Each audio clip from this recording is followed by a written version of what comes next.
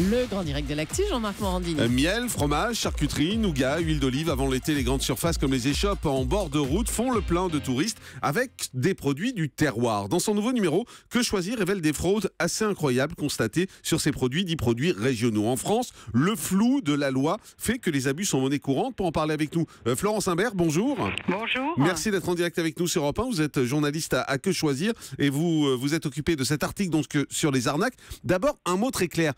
L'appellation produit régional, est-ce que c'est une appellation déposée, encadrée ? Absolument pas. En fait, les seuls produits régionaux qui sont encadrés, c'est ceux qui bénéficient d'une appellation protégée de type AOC, AOP ou IGP, indication géographique protégée. À part ceux-là qui sont finalement assez peu nombreux, on peut utiliser des noms de régions alors que les produits sont fabriqués parfois à l'étranger. L'exemple, c'est le nougat de Montélimar, par exemple, ou la moutarde de Dijon, qui en fait, dont les graines de moutarde viennent principalement du Canada, ou le melon charentais qui s'affiche en gros charentais, mais vous regardez en tout petit, c'est origine Espagne. Enfin, les herbes de Provence, c'est pareil, c'est pas protégé. La charcuterie de Corse, là aussi, elle est souvent fabriquée avec des porcs qui viennent de France. Il n'y a que la Copa Corse, le Prisoutou et le Lonzou qui viennent du continent, vous vouliez dire, hein, c'est ça ? Oui, excusez-moi. mais comment c'est possible que la charcuterie corse, par exemple, ne soit pas faite en Corse ? Parce qu'il n'y a pas assez de porcs en Corse et que ça coûte moins cher de les faire venir du continent. Mais comment on peut l'appeler charcuterie corse alors ?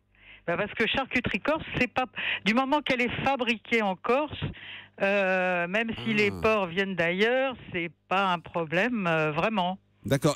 Mais par contre, Copa de Corse, ouais, avec le logo AOP, là, on est sûr qu'il a vraiment été fabriqué en Corse avec un cahier des charges contrôlé, avec des porcs qui sont des porcs corses. D'accord. Les melons, vous nous donnez l'exemple des melons, par exemple.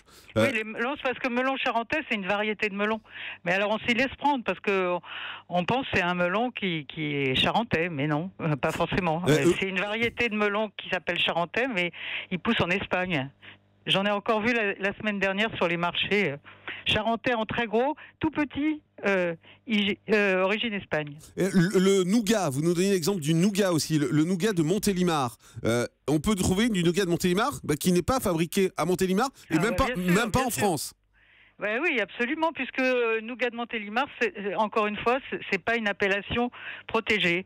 On peut aussi parler des huiles d'olive. Alors les huiles d'olive, effectivement, il y a quelques appellations d'origine, mais sur les marchés, on voit plein d'huiles d'olive qui se donnent des petits airs provençaux avec la déco provençale, les tissus provençaux. Mais en réalité, quand on regarde l'origine du produit, et là c'est facile parce que maintenant c'est obligatoire de mettre l'origine on voit que c'est origine UE et même hors UE, c'est-à-dire le monde entier, quoi. Hors Union européenne. Oui, en plus ces huiles, elles sont souvent plus chères que celles qu'on trouve en supermarché et elles sont souvent de très mauvaise qualité. Qu'est-ce qu'on peut faire pour éviter de se faire piéger ? En fait, il faut peut-être, quand on va sur les marchés, il y a maintenant de plus en plus de marchés de producteurs de pays. Ils sont contrôlés, ils sont réservés vraiment aux producteurs fermiers et artisanaux. Et ça, quand on voit ce logo marché des producteurs de pays, on peut quand même avoir confiance. On a plus d'assurance, de garantie que sur un marché classique. Il faut aussi se méfier des ventes des bords de route. Vous savez, les ventes de fruits, de miel en particulier, parce que là aussi, c'est des ventes un peu sauvages et elles sont beaucoup moins contrôlées que les autres. Sur le miel, par exemple, qu'est-ce qu'on peut dire ? Sur le miel, il faut aussi regarder l'origine. C'est exactement comme pour l'huile d'olive. Donc, si vous voyez huile d'olive, miel de pays, mais qu'en bas vous voyez provenance Union européenne, il y a quelque chose qui cloche. Mais là aussi, il y a des appellations d'origine, miel de lavande, etc., miel d'Alsace. Il faut peut-être vérifier aussi ces signes d'origine sur les étiquettes. Et puis peut-être il faut aussi aller voir les producteurs sur place. Je pense que ça c'est important, hein, parce que de voir comment ils travaillent et on se fait quand même... Une idée claire, et donc que choisir, vous parlez également des fromages, hein, comme Ambert de Normandie, de savoir s'ils sont... Le Sainte-Maure de Touraine.